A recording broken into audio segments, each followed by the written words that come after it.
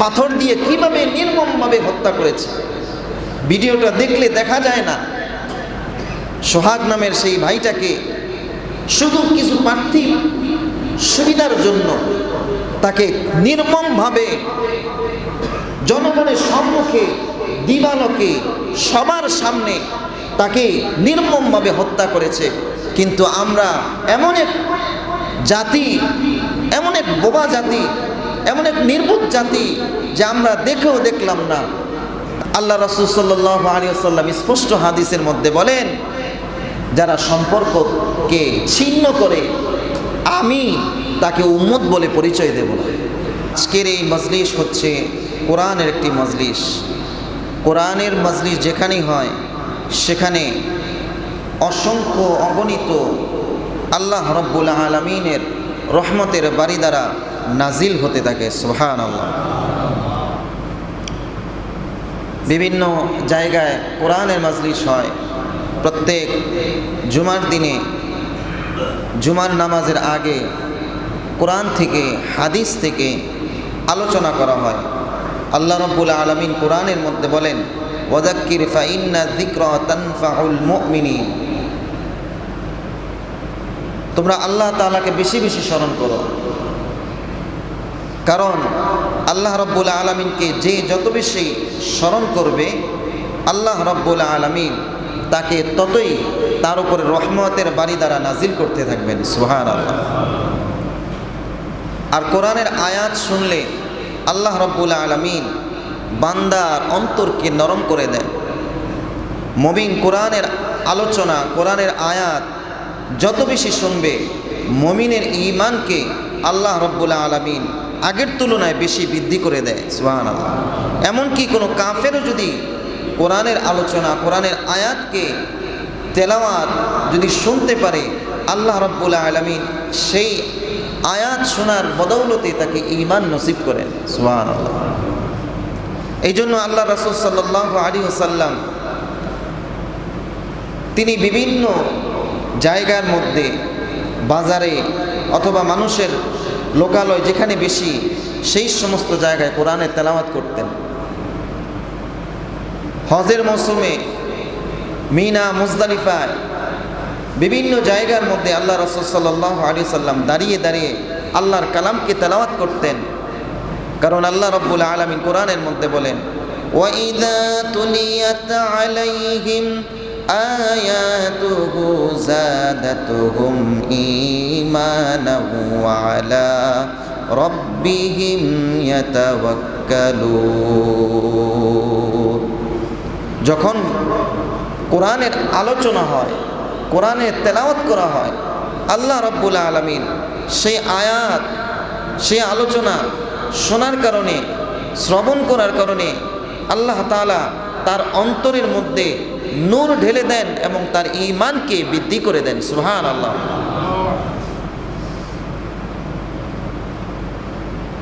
এটা হচ্ছে কোরআনের একটা মুজিজা। কোরআনের বিভিন্ন ধরনের মুজিজা রয়েছে। এর মধ্য থেকে অন্যতম একটা মুজিজা হচ্ছে যে কোরআনের আয়াত শুনলেই হেদায়েতের কথা চিন্তা হয়, কবরের কথা চিন্তা হয়, আল্লাহর প্রতি মহব্বত বাড়ে, আখিরাতের প্রতি বিশ্বাস বাড়ে। এটা হচ্ছে কোরআনের একটা মুজিজা। কোরআনের আরও কিছু মুজিজা আছে। আল্লাহ রাসূল সাল্লাল্লাহু আলাইহি ওয়াসাল্লাম ওনার উপরে যখন কোরআন নাজিল হইত, এই ওহীর ওজনটা এত ভারী ছিল, আল্লাহ রাসূল সাল্লাল্লাহু আলাইহি ওয়াসাল্লাম যখন কোনো বাহনের উপরে বসা থাকতেন, যেমন উটের উপরে বসা থাকতেন, আর তখনই আল্লাহ রাসূল সাল্লাল্লাহু আলাইহি ওয়াসাল্লামের উপর যখন কোরআন নাজিল হতো, তখন সেই ওহীর ভারে, তার নূরের ভারে সেই উট পর্যন্ত জমিনে বসে যেত। রাসূল সাল্লাল্লাহু আলাইহি ওয়াসাল্লামের বদন মোবারক থেকে ঘাম চলে আসতো, পসিনা মোবারক বের হইতে থাকতো। কোরআনের এমন নূর, এটা এত পাওয়ারফুল একটা জিনিস। একবার আল্লাহ রাসূল সাল্লাল্লাহু আলাইহি ওয়াসাল্লাম হযরতে আলী কাররামাল্লাহু ওয়াজহাহু তার রানের উপরে তার মাথা মোবারক রেখে তিনি ঘুমিয়েছিলেন, শুয়েছিলেন। আর সেই অবস্থায় আল্লাহ রাব্বুল আলামিন আল্লাহ রাসূল সাল্লাল্লাহু আলাইহি ওয়াসাল্লামের উপরে কোরআন নাজিল করেন, ওহী অবতীর্ণ হয়।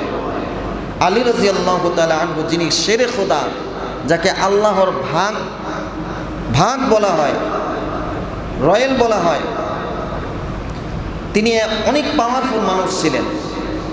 আলী রাদিয়াল্লাহু তাআলা আনহু বলতেছেন, একবার আল্লাহ রাসূল সাল্লাল্লাহু আলাইহি ওয়াসাল্লাম আমার রানের উপরে তার মাথা মোবারক রেখে বিশ্রাম নিতেছিলেন। তখনই কোরআনের আয়াত নাজিল হয়, ওহী নাজিল হয়। আমি দেখলাম মাথাটা স্বাভাবিক, যেরকম ওজন হওয়া দরকার তেমনই আছে, কিন্তু যখন ওহী নাজিল হয় মনে হয় যেন আমার রানের উপরে আরবের পাহাড়কে এনে রেখে দেওয়া হয়েছে। সুবহানাল্লাহ।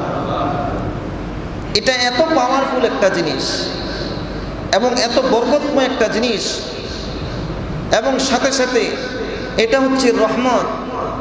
যারা কোরআনের সাথে সদা সর্বদা লেগে থাকে, পড়ার মধ্যে হোক অথবা শোনার মধ্যে হোক, কোরআনের সরাসরি আয়াত অথবা কোরআনের আলোচনা, এগুলোর মধ্যে যখন যারা সদা সর্বদা সম্পর্ক রাখে, আল্লাহ তাআলা তাদের অন্তরের মধ্যে নূর ঢেলে দেন। নূর নূর, সুবহানাল্লাহ। একবার আল্লাহ রাসূল সাল্লাল্লাহু আলাইহি ওয়াসাল্লাম বসা অবস্থায় ছিলেন। ওই সময়টার মধ্যে আল্লাহর নবী সাল্লাল্লাহু আলাইহি ওয়াসাল্লামের কাছে বসা ছিলেন ওসমান নামে একজন সাহাবী বসা ছিলেন। ইসলামের মধ্যে দুইজন ওসমান বিখ্যাত। একজন ওসমান হচ্ছে আল্লাহর নবী সাল্লাল্লাহু আলাইহি ওয়াসাল্লামের জামাতা, যার কাছে আল্লাহর নবী সাল্লাল্লাহু আলাইহি ওয়াসাল্লাম দুইজন মেয়েকে বিবাহ দিয়েছেন। প্রথম একজনকে বিবাহ দিয়েছেন, তিনি মৃত্যুবরণ করার পরে আল্লাহর নবী সাল্লাল্লাহু আলাইহি ওয়াসাল্লাম তার কাছে তার আরেকটি কন্যা বিবাহ দিয়েছেন। সেও যখন মৃত্যুবরণ করে আল্লাহর নবী সাল্লাল্লাহু আলাইহি ওয়াসাল্লাম বলেন, ওসমান, আমারও যদি আরেকটা মেয়ে থাকতো তাহলে এই মেয়েকেও আমি তোমার সাথে বিয়ে দিতাম।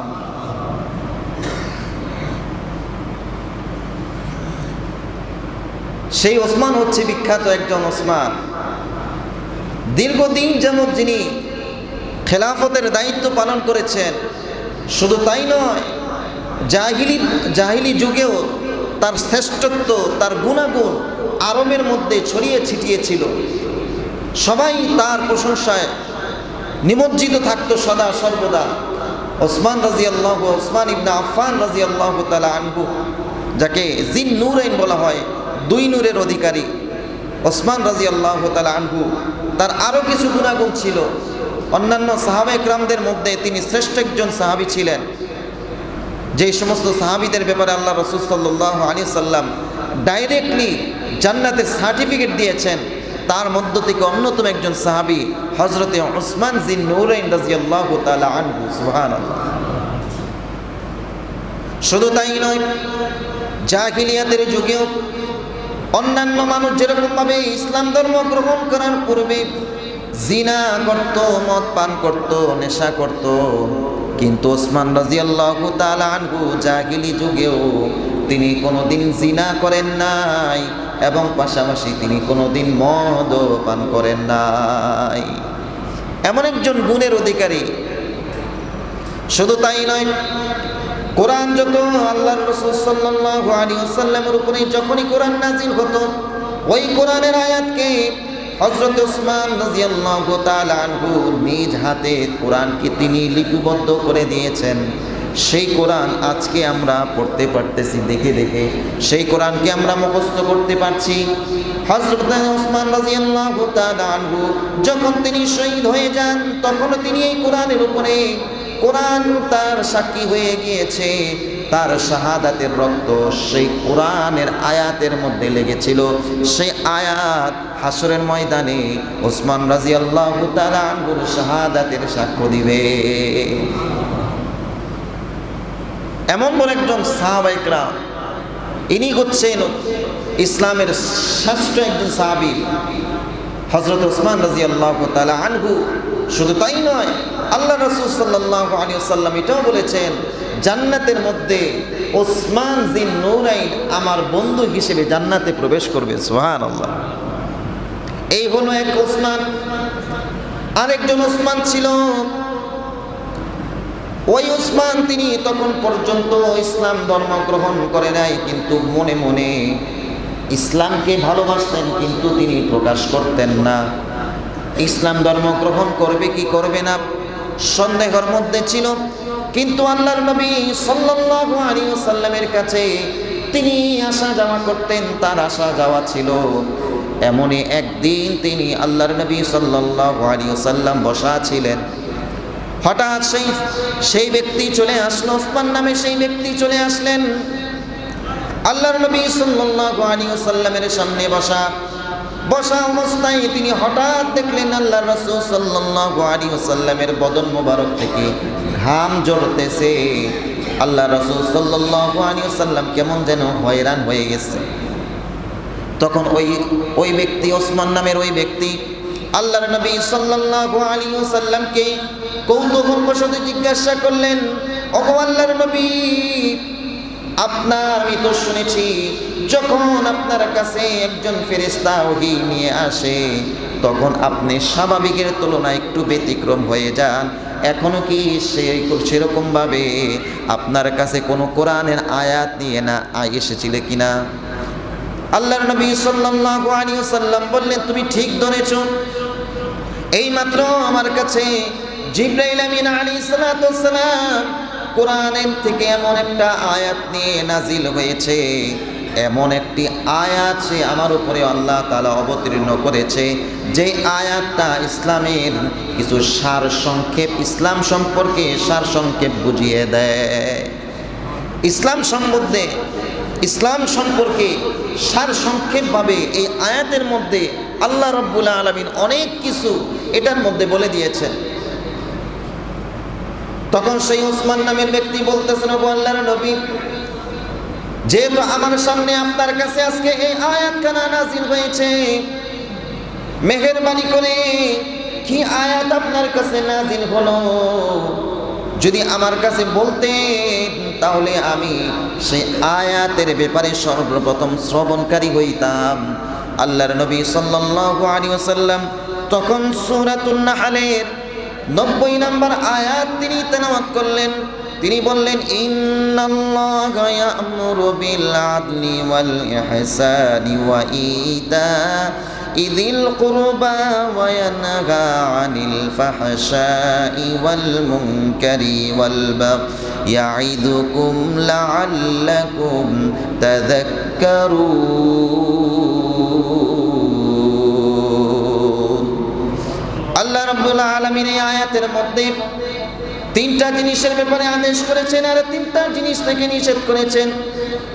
যদি কোনো ব্যক্তি এই 3টা জিনিসকে মান্য করতে পারে আর ওই 3টা জিনিস থেকে সে যদি নিজেকে বিরত রাখতে পারে, আল্লাহ রাব্বুল আলামিন ওই ব্যক্তির হেদায়েতের জন্য এই আয়াতটাই যথেষ্ট করে দিয়েছেন। ওই ওসমান নামের ওই ব্যক্তি যখন এই আয়াতের তেলাওয়াত শুনলেন, যখন তিনি এই আয়াতকে শুনতে পাইলেন, তখন তিনি সাথে সাথে আল্লাহ রাসূল সাল্লাল্লাহু আলাইহি ওয়াসাল্লামকে বললেন, ওগো আল্লাহর নবী, এই আয়াতের মধ্যে যেমন সুন্দর সুন্দর কথা আল্লাহ তাআলা আদেশ করেছেন, এই আয়াত শুনে বোঝা যায় এটা কোনো মানুষের কথা হতে পারে না, এটা কোনো কবির কোনো কবিতা হতে পারে না, এটা কোনো জাদুকরের কোনো মন্ত্র হতে পারে না, বরং স্বয়ং রব্বুল আলামিনের কালাম ছাড়া এটা আর কিছুই হতে পারে না। আমি বুঝে গিয়েছি এটা সত্য ধর্ম, আর যেটা নাজিল হয়েছে এটাও সত্য। তাই আমি এখনই সিদ্ধান্ত নিয়ে ফেলেছি, আর দেরি করতে চাই না। আপনার হাতটা দেন, আপনার হাতে হাত রেখে আমি আজকেই কালিমা পড়ে মুসলমান হয়ে গেলাম। এই ওসমান তিনি একজন ওই ইসলামের মধ্যে অন্যতম একজন শ্রেষ্ঠ ব্যক্তি। এই ওসমান রাদিয়াল্লাহু তাআলা আনহু ইসলাম ধর্ম গ্রহণ করার পর আল্লাহ রাসূল সাল্লাল্লাহু আলাইহি ওয়াসাল্লাম মদিনায় যখন হিজরত করেন, হিজরত করার পরে সর্বপ্রথম এই ওসমান রাদিয়াল্লাহু তাআলা আনহু ইন্তেকাল করেন। ইন্তেকাল করার পরে আল্লাহ রাসূল সাল্লাল্লাহু আলাইহি ওয়াসাল্লাম জান্নাতুল বাকির মধ্যে তাকে কবর দেওয়ার জন্য নির্দেশ দেন। তিনি সর্বপ্রথম সাহাবী যাকে জান্নাতুল বাকির মধ্যে সর্বপ্রথম হিজরতের পরে দাফন করে তার মাধ্যমে জান্নাতুল বাকিকে উদ্বোধন করা হয়েছিল। সুবহানাল্লাহ। এই জন্য তিনি ইসলামের মধ্যে অন্যতম একজন সাহাবী, শ্রেষ্ঠতম একজন সাহাবী।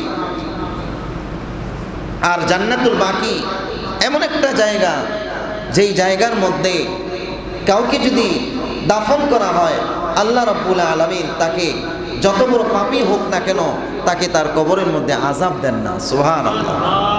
কারণ কি? আল্লাহ রাব্বুল আলামিন জানেন যে আমার বন্ধু পাশে শোয়া রয়েছে, মদিনার মধ্যে রওজার মধ্যে আমার বন্ধু, আমার পেয়ারা শুয়ে আছে। আর এই পেয়ারার সাথে জান্নাতুল বাকিকে অবস্থান করানো হয়েছে। ওই পেয়ারার খাতিরে রাসূলুল্লাহ সাল্লাল্লাহু আলাইহি ওয়াসাল্লামের খাতিরে আল্লাহ রাব্বুল আলামিন জান্নাতুল বাকির কোনো মৃত ব্যক্তিকে, কোনো মাইয়িতকে আযাব দিবেন না। কারণ সেখানে যদি আযাব দেওয়া হয় তাহলে আমার নবী কষ্ট পাইতে পারে। এই কারণেই যত সাহাবায়ে কেরাম এবং যত বুজুর্গানে দিন এবং তাবিঈন সকলেরই ইচ্ছা, আল্লাহ মরণ তো দিবাই, মরণটা যেন আমার মদিনার মধ্যে হয়। মদিনার মধ্যে হলে যেন জান্নাতুল বাকির মধ্যে আমি শুইতে পারি। জান্নাতুল বাকিতে শুইলে তো আর তুমি আযাব দিবা না, সেখানে থাকার কারণে আযাব থেকে আমি মুক্তি পেয়ে যাব। সুবহানাল্লাহ। অনেক তাবিঈনরাও সেখানে তাদেরকে দাফন করা হয়েছে। ইমাম মালিক রাহমাতুল্লাহি আলাইহি চার ইমামের মধ্যে অন্যতম একজন ইমাম, তাকেও জান্নাতুল বাকির মধ্যে তাকে দাফন করা হয়েছে। ভারতবর্ষের শাইখ জাকারিয়া রাহমাতুল্লাহি আলাইহি, যাকে শাইখ নামে ভূষিত করা হয়েছিল সর্বপ্রথম, শাইখুল হাদিস হিসেবে যাকে সর্বপ্রথম ভারতবর্ষে ভূষিত করা হয়েছিল, তিনিও আল্লাহর কাছে দোয়া করেছিলেন, আল্লাহ যখন মরব মদিনায় নিয়ে মদিনার মাটিতে যেন মরে জান্নাতুল বাকির মধ্যে আমি কবরস্থ হইতে পারি। আল্লাহ রাব্বুল আলামিন তার দোয়া কবুল করেছেন, তাকেও জান্নাতুল বাকির মধ্যে স্থান করে দিয়েছেন। সুবহানাল্লাহ। এই জন্যই মদিনার মধ্যে যেই গেট দিয়ে রওজা শরীফে প্রবেশ করে সেটার নাম হচ্ছে বাবুস সালাম, আর যেখান দিয়ে বের হতে হয় সেটা হলো বাবুল বাকি, বাবু জান্নাতুল বাকি। অর্থাৎ ঢুকবে জিয়ারত করার উদ্দেশ্যে নবীর রওজার দরজা দিয়ে, আর বের হবে সে যেন বের হতে পারে জান্নাতুল বাকির দরওয়াজা দিয়ে। জান্নাতুল বাকির দরওয়াজা দিয়ে বের হওয়ার উদ্দেশ্য হলো যে আমার কোনো উম্মত যখনই আমাকে সালাম দিতে আসবে, সাথে সাথে আমার সহচর্য, আমার বন্ধুবর্গ যারা আছে তাদেরকেও যেন সালাম দিয়ে যেন সে যেন বের হতে পারে। সুবহানাল্লাহ। এই জন্য জান্নাতুল বাকি এত এত দামি একটা জায়গা। আর জান্নাতুল বাকির মধ্যে গেলে দেখবেন কোনো কবরের মধ্যে কারো কোনো নাম নাই, কেউ বলেও না এটা কার কবর, কেউ বলে না। কিন্তু হযরত ওসমান যিন্নুরাইন রাদিয়াল্লাহু তাআলা আনহু তার কবরটার ব্যাপারে বলে দেয়, এটা হচ্ছে ওসমান যিন্নুরাইনের কবর। আল্লাহ রাসূল সাল্লাল্লাহু আলাইহি ওয়াসাল্লামের জামাইয়ের কবর এটা, কারণ তিনি ঐতিহাসিক একজন ব্যক্তি। এই জন্য আল্লাহ রাব্বুল আলামিন ওই যে ওসমান রাদিয়াল্লাহু তাআলা আনহুর কথা বলেছিলাম, যিনি তখন পর্যন্ত মুসলমান হয় নাই, এই আয়াতখানা শুনে তিনি মুসলমান হয়ে গেলেন। এই আয়াত শোনার সাথে সাথে তিনি মুসলমান হয়ে গেলেন। এই জন্য তার দাম ইসলামের মধ্যে বেড়ে গেল। শুধু তাই নয়, তিনি জান্নাতুল বাকির মধ্যে সর্বপ্রথম মাইয়েত হিসেবে প্রবেশ করেছেন। এই জন্য তার নামটা ইসলামের মধ্যে অন্যতম হয়ে সাক্ষী হয়ে রয়েছে। ওই উসমান রাদিয়াল্লাহু তাআলা আনহুর সামনে যে আয়াতখানা নাযিল হয়েছে, আল্লাহ রাব্বুল আলামিন বলেন, ইন্নাল্লাহা ইয়া'মুরু বিল আদলি ওয়াল ইহসান ওয়া ইতা'i যিল কুরবা ওয়া ইয়ানহা আনিল ফাহশাই ওয়াল মুনকারি ওয়াল বাগই ইয়া'iদুকুম লা'আল্লাকুম তাযাক্কারুন। এই আয়াতের মধ্যে আল্লাহ রাব্বুল আলামিন তিনটা জিনিসের আদেশ আমাদেরকে করেন, আর তিনটা জিনিস থেকে আল্লাহ রাব্বুল আলামিন আমাদেরকে বিরত থাকার জন্য বলেন। এই আয়াতের মধ্যে তিনটা জিনিস হলো, ইন্নাল্লাহা ইয়া'মুরু বিল আদলি ওয়াল ইহসান, ইন্নাল্লাহা ইয়া'মুরু বিল আদলি ওয়াল ইহসান। আল্লাহ তাআলা বলতেছেন, আমি তোমাদেরকে আদেশ করি ইহসানের ব্যাপারে, বিল আদলের ব্যাপারে। বিল আদল হচ্ছে সমাজের মধ্যে তোমরা ইনসাফ কায়েম করো, রাষ্ট্রের মধ্যে তোমরা ইনসাফ কায়েম করো। যেখানে তোমার কর্তৃত্ব রয়েছে ওই জায়গাটার মধ্যে তুমি জুলুম কইরো না, অন্যায় কইরো না, বেইনসাফি কইরো না, তুমি ইনসাফকে কায়েম করো।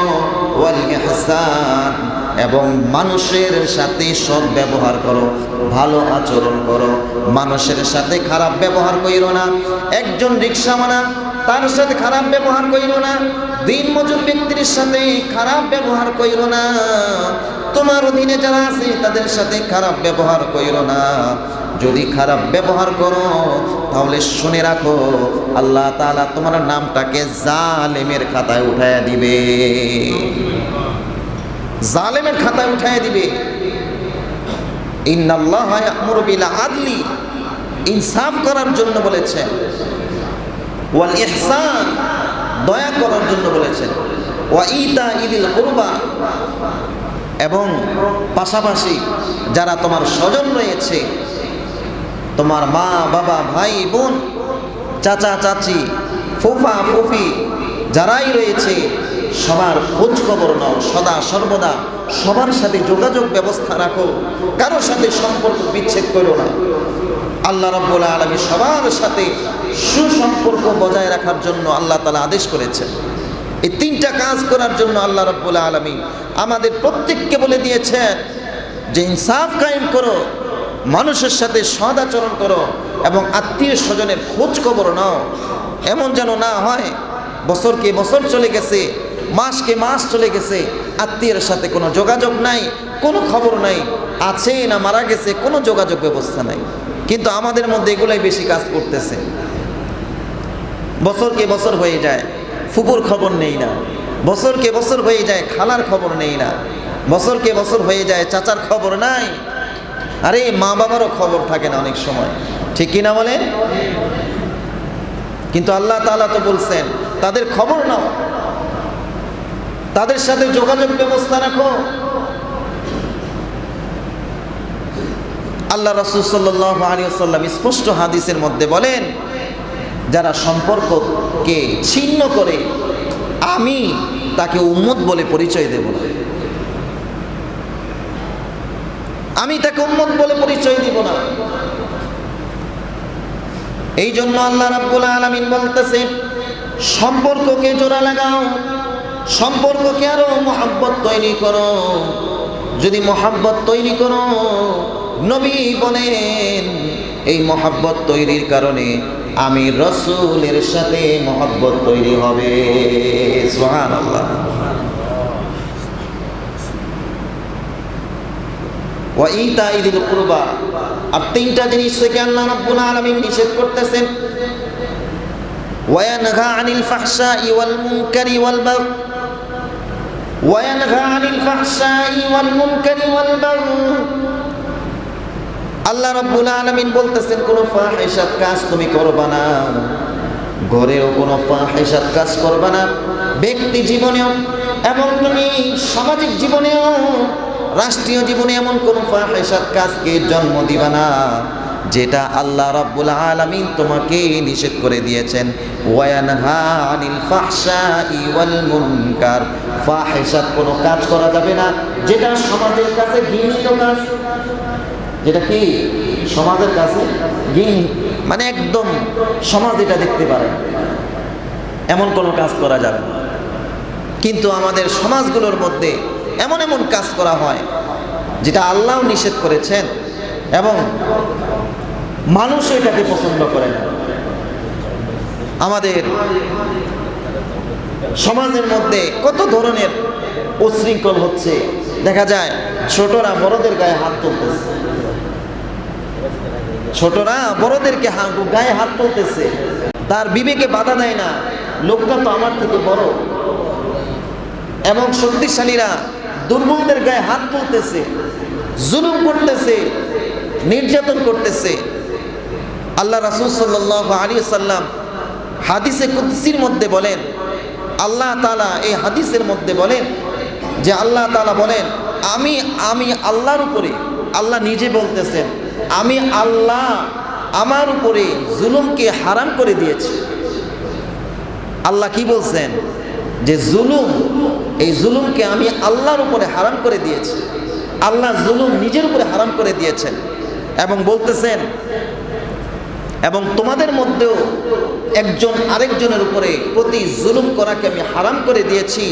অতএব ফালা তাযালামু, তোমরা একে অন্যের সাথে জুলুম করবা না, অত্যাচার করবা না। আল্লাহ তাআলা নিজে নিষেধ করে দিয়েছে। যারা জুলুম করবে সমাজের মধ্যে, রাষ্ট্রের মধ্যে ত্রাস সৃষ্টি করবে, আল্লাহ রাব্বুল আলামিন বলেন তারা যদি যারা এরকম ভাবে জুলুম নির্যাতনের সাথে জড়িত হবে, মালি হালতে অথবা কাউকে মালের দিক দিয়ে অথবা ক্ষমতার দিক দিয়ে অথবা মানসিকভাবে নির্যাতন করবে, জুলুম করবে, আল্লাহ রাব্বুল আলামিন এই জুলুমটাকে কিয়ামতের ময়দানে তার জন্য অন্ধকার করে দিবেন। সে তার জন্য এই জুলুমটা হাসরের ময়দানে অন্ধকার হয়ে যাবে। আল্লাহ রাব্বুল আলামিন তার জন্য সাথে সাথে জাহান্নামের ফয়সালা করে দিবে। কিয়ামতের ময়দানে হাদিসে আছে, কিয়ামতের ময়দানে হাসরের ময়দানে সর্বপ্রথম এই জুলুমের ব্যাপারে আল্লাহ তাআলা বিচার করবেন, জুলুম নিয়ে বিচার করবেন, কে কার সাথে জুলুম করেছে। একটা গরু যদি আরেকটা গরুর সাথে অন্যায়ভাবে তাকে আঘাত করে থাকে, আল্লাহ তাআলা এটার বিচার করবেন, দেখিয়ে দিবেন, আল্লাহ ইনসাফকে দেখিয়ে দিবেন হাসরের ময়দানে, যে ইনসাফ সেটা কি সেখানে দেখিয়ে দিবেন। আল্লাহ তাআলা দুনিয়ার মধ্যেও আমাদের উপর ইহসান করেছেন, জুলুম করেন নাই, কারণ আল্লাহ নিজেই বলেছেন আমি আমার উপরে জুলুমকে হারাম করে দিয়েছি এবং আমাদের উপরে হারাম করে দিয়েছেন। কিন্তু আমরা এখন আমাদের সমাজের মধ্যে জুলুমের হার বেড়ে গিয়েছে। কে কার উপরে কত বেশি জুলুম করতে পারে, বড় নাই ছোট নাই, যখন যার উপর ইচ্ছা জুলুম করতেছে, অন্যায় করতেছে, বেয়াদবি করতেছে, যখন যাকে খুশি হত্যা করতেছে। এই যে কিছুদিন আগে হত্যা হইল না, একটা পাথর দিয়ে কিভাবে নির্মমভাবে হত্যা করেছে, ভিডিওটা দেখলে দেখা যায় না। সোহাগ নামের সেই ভাইটাকে শুধু কিছু পার্থিব সুবিধার জন্য তাকে নির্মমভাবে জনগণের সম্মুখে দিবালোকে সবার সামনে তাকে নির্মমভাবে হত্যা করেছে। কিন্তু আমরা এমন এক জাতি, এমন এক বোবা জাতি, এমন এক নির্বোধ জাতি যে আমরা দেখেও দেখলাম না। এতগুলো মানুষ, 4-5 জন মানুষ এসে ওই লোকটাকে নির্মমভাবে নির্দয়ভাবে হত্যা করলো। আশেপাশে সবাই ছিল, তাকিয়ে তাকিয়ে দেখলো, মোবাইলে ধারণ করতে পারলো, কিন্তু একটা বার গিয়ে বেচারাকে বাঁচাবে, এই বাঁচানোর হিম্মতটা সে করলো। কয়জন ছিল? 4 থেকে 5 জন ছিল। আর যারা দেখেছে তারা কত ছিল? শত শত মানুষ ছিল। ওই শত শত মানুষের সামনে এই 4-5 জন মানুষ টিকতে পারতো? বলেন আপনারা, পারতো টিকতে? টিকতে পারতো না। কিন্তু কেউ সাহস করলো না, মোবাইল দিয়ে ধারণ করতে পারলো, বেচারাকে বাঁচাতে পারলো না। এটার হিসাব আল্লাহ রাব্বুল আলামিন হাসরের ময়দানে নেবেন। আমার আপনার সামনে আরেক ভাইয়ের উপরে জুলুম করতেছে, তাকে হত্যা করতেছে, কিন্তু আমি দেখেও দেখলাম না, শুনেও শুনলাম না, সাংবাদিকরা পরবর্তীতে রিপোর্ট করার জন্য গেল, এক একজনের ভাষ্য শুনলাম, সবাই বলে যে দোকানদারকে চিনি না, কোথায় হয়েছে আমি দেখিও নাই। ঠিক কিনা বলেন? তো আমাদের অবস্থাটা এমন হয়ে গেছে যে আমাদের চোখের সামনে এটা হইতেছে। আপনি এটা ভাবেন আজকে তার সাথে হয়েছে, কালকে তো আপনার সাথেও হবে। এই জন্য প্রত্যেকের উচিত এই সমস্ত বিষয়গুলোকে শক্ত হাতে সামাজিকভাবে কিছু কর্মকাণ্ড হাতে নেওয়া এবং এই জালেমদের বিরুদ্ধে, এই সমস্ত অন্যায়কারীদের বিরুদ্ধে রুখে দাঁড়ানো, একসাথে হাতে হাত রেখে কাঁধে কাঁধ রেখে সত্যের পথে লড়াই করা। দেখবেন আল্লাহ রাব্বুল আলামিন বিজয়ী সত্যবাদীকেই দিবে, হকের উপরে যারা আছে তাদেরকেই দিবে। ঠিক কিনা বলেন? আর যদি বোবার মতো হয়ে থাকে, বোবা জনগণ এবং নির্বোধ জনগণ, তাহলে দেখবেন কালকে তারে মারছে, পরের দিন আপনারও মারতেছে, আপনিও মাইর খাবেন, আমিও মাইর খাবো। কিছু করার নাই তো। তারে যেমন মারার সুযোগ করে দিয়েছি, আমাকেও যখন মারবো আল্লাহ তাআলা আমাকে মারার ব্যাপারেও সুযোগ করে দিবেন। এই জন্য আল্লাহ রাব্বুল আলামিন এই আয়াতের মধ্যে নিষেধ করতেছেন, ওয়াল বাগি ওয়া ইয়ানহা আনিল ফাহশাই ওয়াল মুনকারি ওয়াল বাগি ইয়াইদুকুম লাআল্লাকুম তাযাক্কারুন। তোমরা, আমি আয়াতের মধ্যে এই 6টা জিনিসের কথা আল্লাহ তাআলা বলেছেন। এই 6টা জিনিস থেকে আল্লাহ তাআলা আমাদেরকে বলতেছেন তোমরা এই 6টা জিনিস থেকে তোমরা শিক্ষা নাও। এখান থেকে বেশি কিছু লাগবে না, কয়েকটা আপনি নেন না, দেখবেন জীবন সফল হয়ে গেছে। 1 নম্বরে নেন আপনি ইনসাফ জিনিসটা। ইনসাফের বিচার যখন নিজের মধ্যে তৈরি হবে, তখন দেখবেন আপনার মাধ্যমে আরো অনেক জায়গায় ইনসাফ তৈরি হয়ে গেছে। হযরতে খলিফাতুল মুসলিমিন ওমর ফারুক রাদিয়াল্লাহু তাআলা আনহু তারা ইনসাফ দেখিয়ে দিয়ে গিয়েছেন। তিনি যখন খেলাফতের দায়িত্বের মধ্যে ছিলেন, তার কিরকম ইনসাফ ছিল, তার কিরকম ভাবে আল্লাহ তাআলার ভয় ছিল। আমি যদি আজকে ইনসাফ না করি, আমি যদি আজকে মানুষের প্রতি দয়াশীল না হই, তাহলে আল্লাহ রাব্বুল আলামিন আমাকে ধরবেন, পাকড়াও করবেন। তিনি এই জন্য এমন একজন নেতা ছিলেন, আদর্শবান নেতা। তিনি বাসভবনে থাকতেন না, তিনি থাকতেন গাছ ভবনে। কোন ভবনে? গাছের তলায়, যাতে করে সাধারণ মানুষ তার সাথে যোগাযোগ করাটা সহজ হয়। গাছের তলায় থাকতেন, কারো যেন আসতে, তার কাছে আসতে যেন কোনো বাধা না পোহাইতে হয়, তার কাছে আসতে যেন কোনো অসুবিধা না হয়। এই জন্য তিনি বাসভবনে থাকতেন না, তিনি গাছ ভবনে থাকতেন, গাছের তলায় থাকতেন। আর রাত্রের বেলা তিনি ঘুমাইতেন না, ঘুরে ঘুরে এক একটা অলি গলিতে তিনি ঘুরতেন, দেখতেন কোনো মানুষ অসুবিধায় আছে কিনা, কেউ না খেয়ে আছে কিনা, রাস্তার একটা কুকুর না খেয়ে আছে কিনা, তিনি খোঁজ খবর নিতেন। হঠাৎই একদিন দেখলেন যে একটা সমস্যায় ব্যক্তি না খেয়ে আছে, অনাহারে আছে। সাথে সাথে তার খবরটা পেয়ে তার গোলামকে দাঁড় করালেন, তুমি এখানে দাঁড়াও, আমি একটু আস্তে আস্তে দৌড়ে চলে গেলেন বাইতুল মালে। বাইতুল মালে গিয়ে খাবারের বস্তা তার কাঁধের উপরে তুলে ওই ব্যক্তির কাছে পৌঁছে দিলেন। গোলাম জিজ্ঞাসা করলেন, ওগো আমিরুল মুমিনিন, আপনি যখন এই বস্তা কাঁধে করে আনবেন, তাহলে আমি কেন, আমাকে কেন রাখছেন? আমাকে বললেই তো আমি কাঁধে করে বস্তাটা নিয়ে আসতাম। ওমর রাদিয়াল্লাহু তাআলা আনহু বললেন, আজকের এটা এমন একটা সমস্যা, যদি তুমি বস্তা আনতা তাহলে আল্লাহ রাব্বুল আলামিন এই হালতের জন্য তোমাকে জিজ্ঞাসা করতো না, আমাকেই জিজ্ঞাসা করতো যে আমার অমুক বান্দা তোমার খেলাফতকালে না খেয়ে আছে, না খেয়েছিল, তুমি কি করেছো, তুমি কি ব্যবস্থা নিয়েছো, জিজ্ঞাসা করলে আমাকে জিজ্ঞাসা করবে। এই জন্য এটার জন্য তোমার কাঁধের মধ্যে আমি বস্তা দেই নাই, হাসরের ময়দানে যেন আল্লাহ রাব্বুল আলামিন আমাকে আসামির কাঠ গড়ায় না আদার করায়। এই জন্য আমি নিজের কাঁধে বস্তা নিয়ে এখানে চলে এসেছি। সুবহানাল্লাহ। তারা চলে আসতো, কিন্তু আমাদের কোনো খোঁজখবর থাকে না।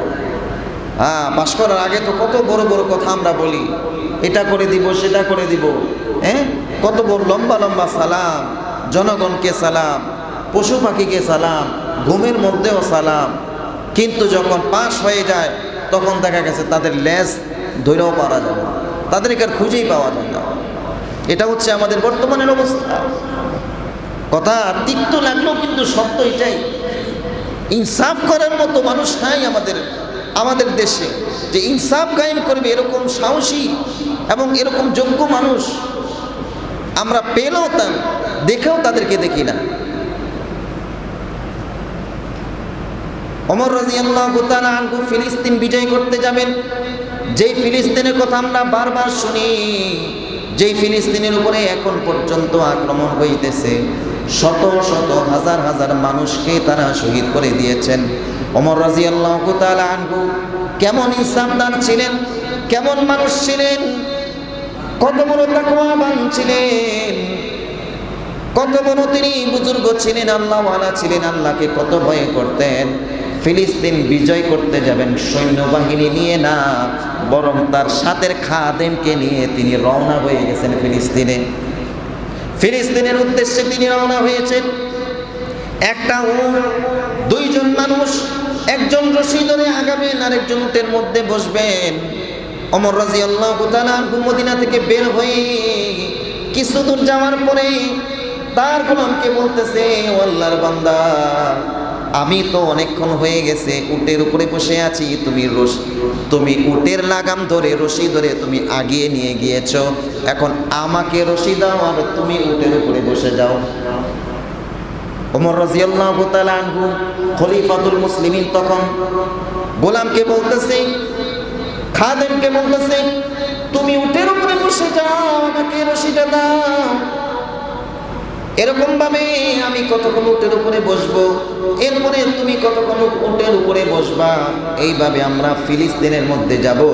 গোলাম বলতেছে, ও খলিফাতুল মুসলিমিন, কোনো সমস্যা নাই, উটের উপরে আমাকে বসতে হবে না, আপনি উটের উপরে বসেন, বাকি রাস্তা যা আছে আমি আপনাকে রশি ধরে ধরে নিয়ে যাই। ওমর রাদিয়াল্লাহু তাআলা আনহু বলতেছে যে না না না, তুমিও আল্লাহর বান্দা, আমিও আল্লাহর বান্দা, তুমি হেঁটে যাবে। আর আল্লাহ রাব্বুল আলামিন যদি আমাকে জিজ্ঞাসা করেন, ওমর তুমি খলিফাতুল মুসলিমিন হয়েছো, এই জন্য তুমি পুরোটা রাস্তা উটের উপরে বসা ছিলা, আর আমার ওই বান্দাকে আমি গোলাম বানিয়েছি, যার কারণে সে হেঁটে হেঁটে গিয়েছে, এটা কেন যদি আল্লাহ তাআলা জিজ্ঞাসা করেন তাহলে তো কাঠগড়ার মধ্যে আমি আসামি হয়ে যাব। এই জন্য 5 মাইল আমি হাঁটবো, এরপরে তুমি বসবা, এরপরে তুমি হাঁটবা 5 মাইল আমি বসবো। এরকমভাবে আমরা ফিলিস্তিন সফর করব, ফিলিস্তিনের মধ্যে যাব। যেতে যেতে যেরকম কথা সেই রকম কাজ, যেতে যেতে একদম ফিলিস্তিনের কাছাকাছি চলে গিয়েছেন। যখন ফিলিস্তিনের কাছে চলে গিয়েছেন তখন পালা হলো ওই গোলামটা উটের উপরে বসবে, আর ওমর রাদিয়াল্লাহু তাআলা আনহু সেই উটের রশি ধরে ফিলিস্তিনের মধ্যে ঢুকবে। 5 মাইল বাকি ছিল। গোলাম তখন বলে, ও আমিরুল মুমিনিন, পুরাটা রাস্তা তো আমরা ভাগাভাগি করে আসলাম, এখন তো ফিলিস্তিনের মধ্যে ঢুকে যাব, এই সময়টার মধ্যে আপনি উটের উপরে বসেন আর আমি রশিটা টেনে টেনে ফিলিস্তিনের মধ্যে ঢুকি। ওমর রাদিয়াল্লাহু তাআলা আনহু বলতেছে যে না না, সমান হওয়া দরকার, এখন আমার পালা হচ্ছে রশি টানা আর তোমার পালা হচ্ছে উটের উপরে বসা, অতএব তুমি উটের উপরে বসে থাকো, আমি উটের রশি ধরে সামনের দিকে আগাই। আগাইতে আগাইতে ফিলিস্তিনের মধ্যে ঢুকে গেলেন। ফিলিস্তিনের মানুষ তাদেরকে স্বাগতম জানানোর জন্য, রিসিভ করার জন্য সামনের দিকে আগালেন। আগিয়ে দেখতেছেন যে উটের উপরে একজন বসা, সবাই মনে করলেন উটের উপরে যিনি বসা তিনি হয়তো আমিরুল মুমিনিন, এই জন্য তাকে স্বাগতম জানাইতেছে, তাকে শুভেচ্ছা জানাইতেছে। গোলাম উটের উপরে বসে কান্না করতেছে। সবাই জিজ্ঞাসা করলেন, ও খলিফাতুল মুসলিমিন, কেন কান্না করতেছেন, কি হয়েছে আপনার? তখন সেই গোলাম বলে, আমি তো খলিফাতুল মুসলিমিন না, আমি হলাম খলিফাতুল মুসলিমিনের গোলাম, আর ওই যে রশি ধরে দাঁড়িয়ে আছে তিনি হলেন খলিফাতুল মুসলিমিন হযরতে ওমর ফারুক রাদিয়াল্লাহু তাআলা আনহু। সুবহানাল্লাহ। দেখছেন তাদের ইনসাফ, রাষ্ট্রপ্রধান রাষ্ট্রনায়ক হয়েও ইনসাফকে ঠিক রেখেছেন। চিন্তা করেছেন আমি রাষ্ট্রপ্রধান হয়েছি তো কি হয়েছে, সুবিধা সবার জন্য সমান, কেউ বেশি কেউ কম এটা হবে না। সবাই আল্লাহর বান্দা, সবাই মানুষ, সবাই আল্লাহর গোলাম। তো সুবিধা পাওয়ার ক্ষেত্রে সবাই সমান হারে পাবো। একজন নিম্ন পর্যায়ে এই জন্য সে কম পাবে, আরেকজন উচ্চ পর্যায়ে সে বেশি পাবে, এমনটা হবে না। তখন ফিলিস্তিনের সমস্ত মানুষ যখন দেখলেন যে হায়রে ইসলামের খলিফা, তার মধ্যে এত সুন্দর ইনসাফ, তার মধ্যে এত তাকওয়া, এত ভয়ভীতি, তখন সকলে মিলে ওমরে ফারুক রাদিয়াল্লাহু তাআলা আনহুকে গিয়ে বললেন, ওগো খলিফাতুল মুসলিমিন, আপনাদের মধ্যে ইসলামের মধ্যে এত সুন্দর আদর্শ, অবশ্যই এটা কোনোদিন মিথ্যা হতে পারে না। অতএব এই ফিলিস্তিনকে বিনা যুদ্ধে আপনার হাতে আমি ফিলিস্তিনের চাবি আমরা তুলে দিলাম। সুবহানাল্লাহ। এই ছিল তাদের আদর্শ, এই ছিল তাদের নীতি, এই ছিল তাদের তাকওয়া। সেই তাকওয়া, সেই আদর্শ, সেই নীতি আমরা হারাতে বসেছি, যার কারণে আমাদের জুলুম হচ্ছে, জেল হচ্ছে, জরিমানা হচ্ছে, পদে ঘাটে রাস্তাঘাটে সব জায়গায় আমরা মাইর খাইতেছি। ছোট বড়কে মারতেছে, বড় মারতেছে ছোটকে, এরকমভাবে একজন আরেকজনকে মারামারি, কাটাকাটি, হানাহানি, অপমান, অপদস্থ করতেছি। কারণ আমরা ইনসাফওয়ালা মানুষকে এখনো বেছে নিতে পারি নাই। অতএব ইনসাফওয়ালা মানুষকে যখন আমরা বেছে নিব, রাষ্ট্রপ্রধান যখন ইনসাফগার হবে, তখন রাষ্ট্রের মধ্যে এমনি আল্লাহ রাব্বুল আলামিন অটোমেটিক ইনসাফ কায়েম করে দেবেন। সুবহানাল্লাহ। আরেকজন ছিল হযরতে তাবিঈ, যাকে বলা হয়তো দ্বিতীয় ওমর। তার শাসনকালে আল বেদায়া ওয়ান নেহায়ার মধ্যে লেখা আছে, যার শাসনকালে বাঘে এবং বকরি এক ঘাটে পানি খাইত। এটা কেন? এটার কারণ হচ্ছে, যখন রাষ্ট্রপ্রধান, রাষ্ট্রের দ্বারা দায়িত্বশীল, তারা যখন ইনসাফদার হয়ে যায়, তারা যখন ন্যায় বিচার করে এবং মানুষ তাদের মধ্যে যখন আল্লাহর তাকওয়া থাকে, তখন সমাজের প্রত্যেকটা রন্ধ্রে রন্ধ্রে, প্রত্যেকটা মানুষের মধ্যে অটোমেটিক, শুধু তাই নয়, পশু পাখির মধ্যেও আল্লাহ রাব্বুল আলামিন ইনসাফ তৈরি করে দেন। সুবহানাল্লাহ।